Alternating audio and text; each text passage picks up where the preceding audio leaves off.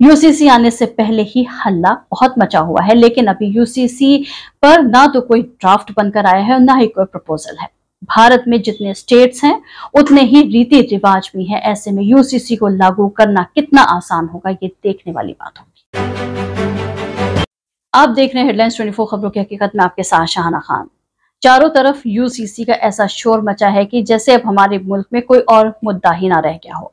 महंगाई चरम पर है, बेरोजगारी ने युवाओं की कमर तोड़ रखी है, भ्रष्टाचार और विमेन एम्पावरमेंट का तो क्या ही कहा जाए।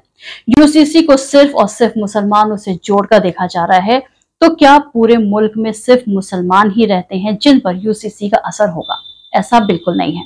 इसीलिए आज हम बात करेंगे यूसीसी में के आने पर हिंदू धर्म के पर्सनल लॉ पर क्या असर पड़ेगा और क्या क्या बदल सकता है, क्योंकि यूसीसी को ज्यादातर मुसलमानों के मुस्लिम पर्सनल लॉ से जोड़कर पेश करने की कोशिश की जा रही है। लेकिन क्या यूसीसी लागू होने के बाद शादी से जुड़े हिंदुओं के अलग अलग रीति रिवाज खत्म हो जाएंगे? भारत में अभी विभिन्न समुदायों में उनके धर्म, आस्था और विश्वास के आधार पर अलग अलग कानून मौजूद हैं, लेकिन क्या यूसीसी आने के बाद भारत में किसी धर्म, लिंग और लैंगिक झुकाव की परवाह किए बगैर सब पर इकलौता कानून लागू होगा?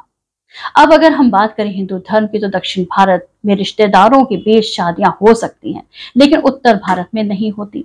इसीलिए उत्तर भारत के लोग यही समझते हैं कि सिर्फ मुसलमानों में रिश्तेदारों में शादियां होती हैं और हिंदुओं पर इसका कोई असर नहीं होगा।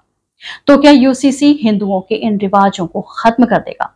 अक्सर कहा जाता है कि मुसलमानों को 4 शादियां करने की छूट है, लेकिन ऐसा नहीं है कि दूसरे धर्मों या दूसरी जातियों में ऐसा नहीं है।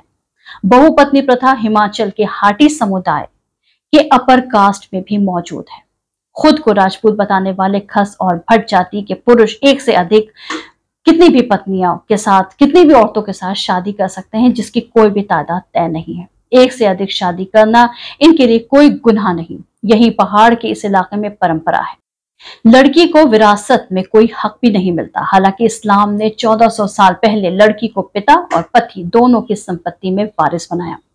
2005 के बाद से हिंदू कानून के तहत बेटियों को भी पैतृक संपत्ति में हक मिला।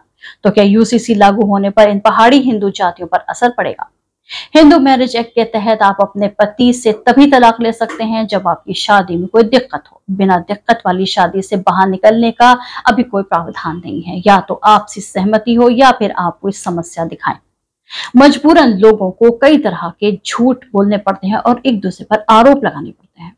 तो क्या यूसीसी आने से सबको तलाक लेने में आसानी हो जाएगी या फिर तलाक लेना ही बंद हो जाएगा?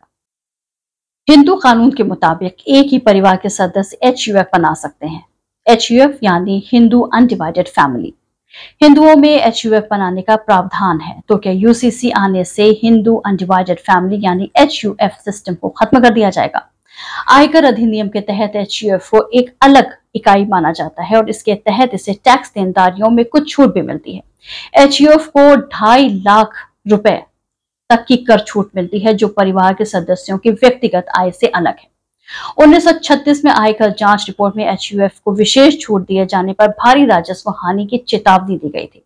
2018 में लॉ कमीशन ने अपनी रिपोर्ट में 1971 की प्रत्यक्ष कर जांच समिति रिपोर्ट का हवाला देते हुए कहा था कि HUF का इस्तेमाल कर से बचने के लिए किया गया है और सुझाव दिया गया है कि HUF को खत्म कर देना चाहिए। यूसीसी आने से पहले ही हल्ला बहुत मचा हुआ है, लेकिन अभी यूसीसी पर ना तो कोई ड्राफ्ट बनकर आया है और ना ही कोई प्रपोजल है। भारत में जितने स्टेट्स हैं उतने ही रीति रिवाज भी हैं। ऐसे में यूसीसी को लागू करना कितना आसान होगा, ये देखने वाली बात होगी।